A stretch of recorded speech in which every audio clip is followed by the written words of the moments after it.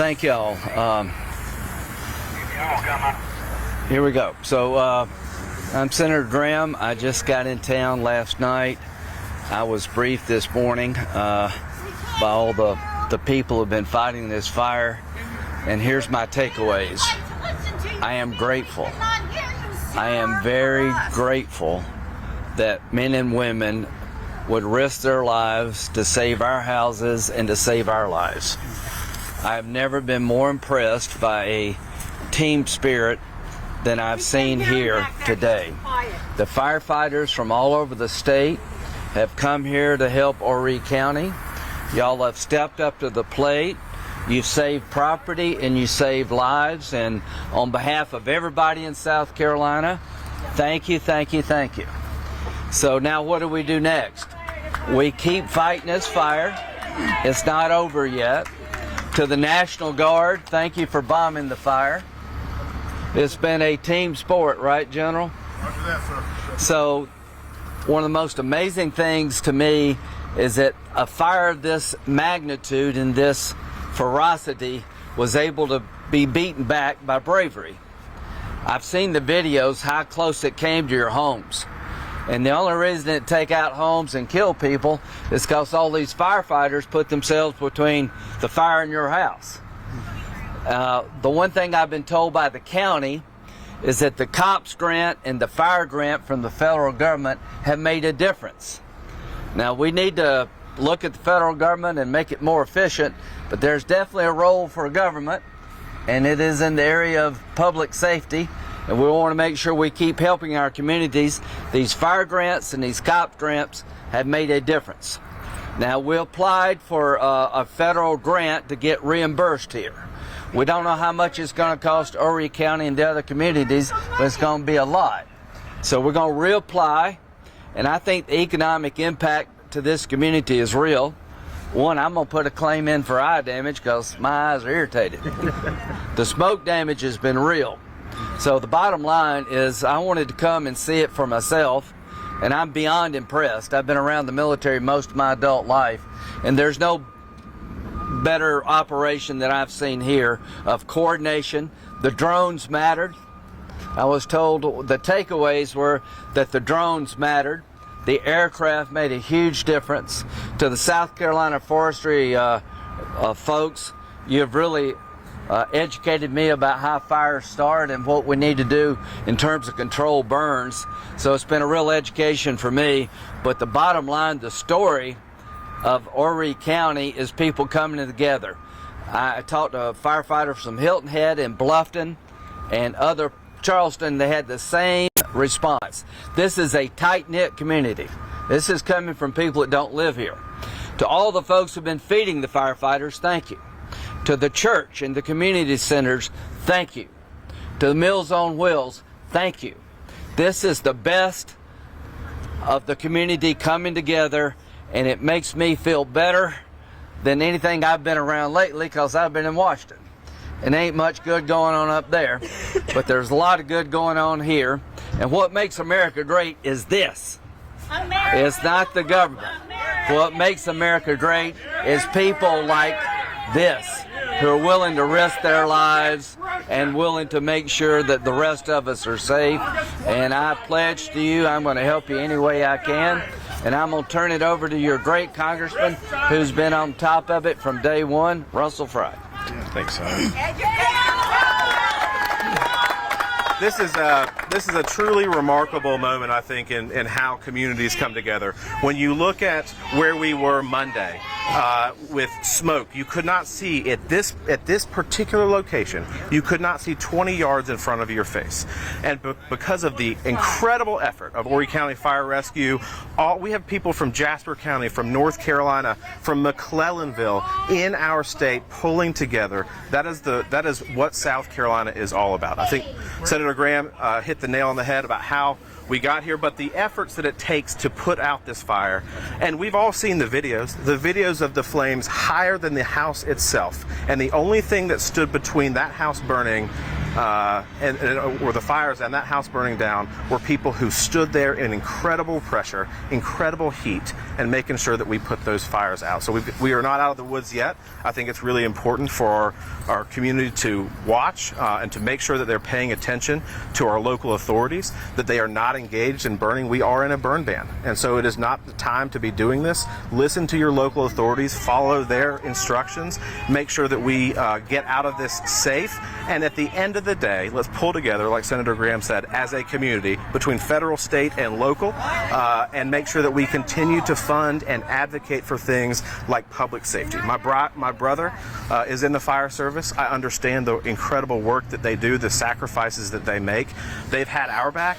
Now let's go have theirs. And with that, let's turn it over to our state representative who represents this area, Tim McGinnis. Thanks, Ryan. Get the rest. Hey, when you say hero, you know, that word can be kind of thrown around these days. These firefighters are heroes. Saturday night, a lot of us went to bed not knowing if we were going to wake up to several, maybe dozens of homes being burned. They stood between the fire and those homes. They put them out. I was talking to them earlier. They would go in and turn people's sprinkler systems on. They were hosing everything down they could. They saved us, and then forestry brought the planes in, National Guard brought the helicopters in, and we really took the battle to the fire. And thank goodness today we're not talking about the possibility of flame ups and the flaring up again. Of course, we have to be vigilant because it always could, but something I learned yesterday talking with the Forestry Commission is that 55% of these type of fires start because of burning debris.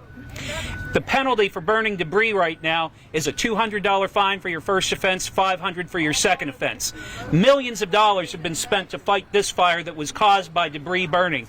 At least that's what the indication is. I'm going to file a bill that's going to give this teeth so people think twice before they burn outside, particularly when it's dry and windy. It should be like getting into your car after you've had a few drinks. You think twice about it. Think twice before you burn. So once again, just thank you to all the men and women. And, you know, business, this is affecting our businesses too. You know, our business is down probably 30 to 50% this week, and the reason is people don't want to get out in this smoke. This is having an economic impact on us. So something as a community will pull through, but just keep in mind that your businesses are out there and they need you back.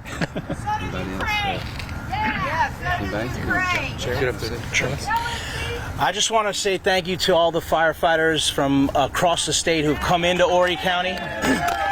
This isn't your home, but you treated it as if it was. I want to thank all the firefighters from Horry County and the police department here as well for coordinating their efforts. I couldn't be prouder of our public safety department here in Horry County and the response that we had to this fire.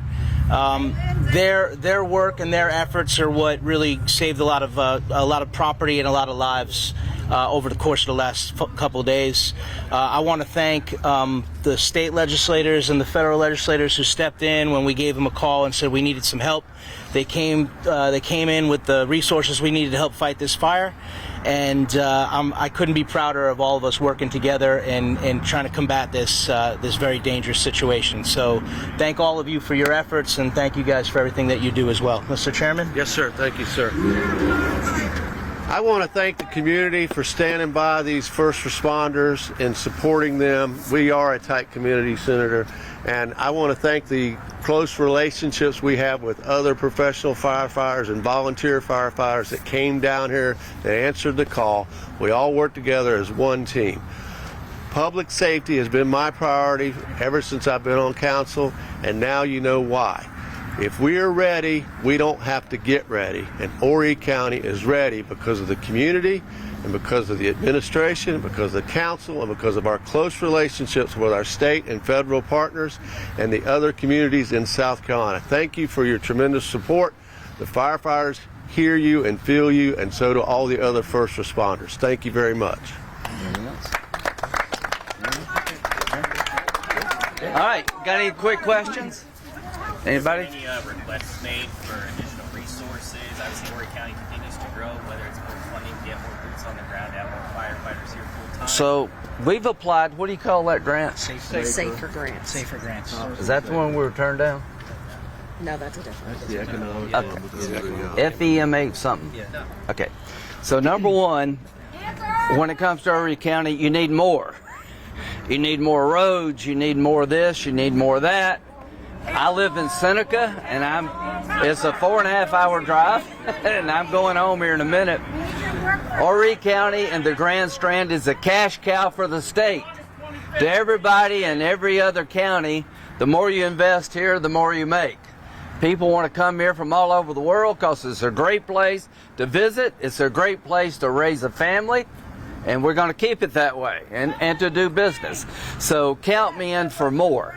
Whatever grant you're applying for, I'll put my name behind it. They applied to get reimbursed under a fire grant with a 75% federal match. We were turned down because lack of economic impact. I think we're going to try that again. I got the chamber here, Tim. We're going to get all the restaurant people. You'll never convince me that there's been no economic impact just from the smoke. There's been a downturn in the economy. It's going to go for a while, and we're going to reapply for the grant. We're going to reform the government. We're going to drive these people crazy. That is my goal, is to help you and drive them crazy.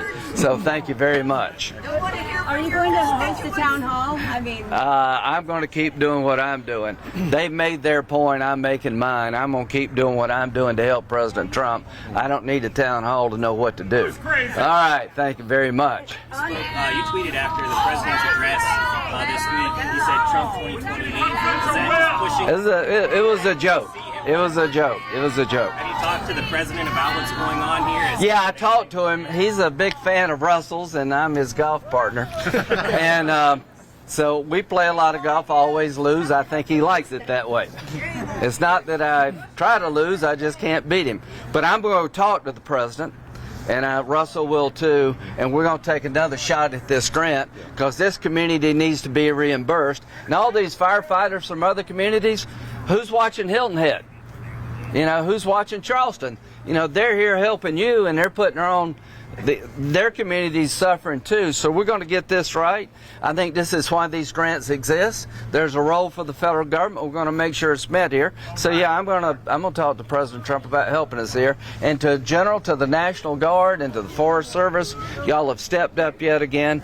God bless you. Better days ahead. And real quick too, we've been engaged. Senator's office and mine have been engaged in talking with the White House about this and what we're facing here on the ground. So they are aware of it as we go through this process. And obviously, this area is no stranger to the president. He's been here several times. He did incredibly well here. And so he understands the needs. He also understands the bravery of our men and women in blue and in red and what they do for our communities. And so I think we have a willing advocate and asset in the White House. Yeah. Do those grants specifically help the families too, the people that are drowning in smoke in their homes? Well, so I ask about smoke damage. Everybody's got, hope you got insurance, so that's one thing to look at. But I think there will be some smoke down. I don't see how they couldn't be, right? But from the economic impact of the community, this is a tourist destination.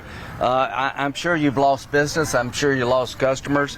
In terms of the damage from smoke, you have to be determined, but I want to make sure everybody in this community is looked at in terms of what they may have lost from economic downturn, individuals from the smoke. But let's just end it on this note. We're not talking about anybody who's lost their life. We're not talking about anybody losing their home, and I just can't get over how that did not happen. The fire teams involved are absolutely rock stars. I mean, they were beating these fires away from the porch. I cannot get over how well this community is run, how well you were prepared, how well you work with every other agency in the state. There's a lot wrong with our government, but Horry County has got it right. You have got it right. God bless you. Representative Fry, are you planning on hosting a town hall anytime soon? We had 2 town halls in the last month, and one on, it was actually at 3, a telephone town hall and 2 in person. So we're always accessible to the public. So all the folks that say town hall, they're George Soros funded left-wing agitators. They do this around the country, and we do our stuff. We're answerable to the people. That's why I won 65% of the vote in the last election.